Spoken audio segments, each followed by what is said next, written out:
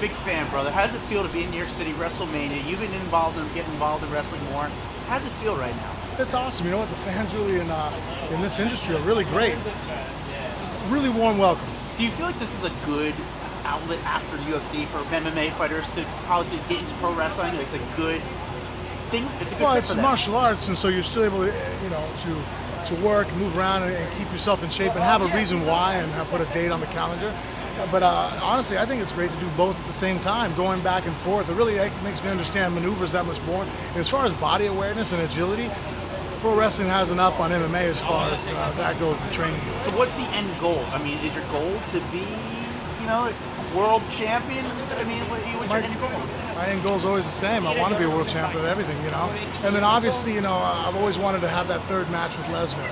So, I'm still in MMA, so if he wants to go that route, we can go that route. But now I can go ahead and start putting my foot over in this industry and maybe just somehow get locked in the same room with him is my goal. Have you talked to WWE? Has there been any talks so far? No, I'm going to go ahead and make that talk start happen. So, on my part, I can sit there and wait for a phone call where I can be proactive and take it into my own hands and start getting matches under my belt. What do you think? Do you think Lesnar is good? I mean, there's talks of him going against Daniel Cormier in the summer, but how do you think his career ends in MMA? Do you think he's going to have a lot more? I think Lesnar's very competitive. I mean, he came from a college wrestling background, so I can't imagine that he ever wants to quit. So he'd probably be like me. I'm going to keep fighting and competing until the doctors say I'm not allowed to. What's it just when you fight against Lesnar? How does your mind for going to a guy like him? Because when he's man, it's the same though for everybody. No, I mean, but everybody's dangerous that I step in there with. I never really have any freebies, So by the time you make it up to the elite level of the Bellators and the UFCs of the world,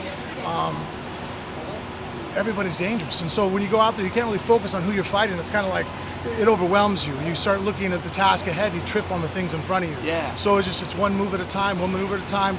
It's one step at a time. Like I always make the thing. It's like, how do you cut down a forest?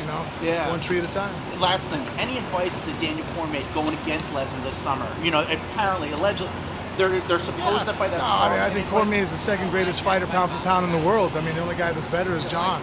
And so, Cormier is the superior wrestler. And I think that Cormier is going to beat him the same way that, he just took out Derek.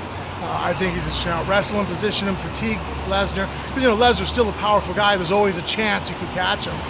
So eliminate that by just smothering them, which Cormier is very good at, just pushing guys against the cage, smothering them, holding them down, taking them down. And I think once he gets them fatigued, then he can go for the finish and take them out. So predictions, Cormier?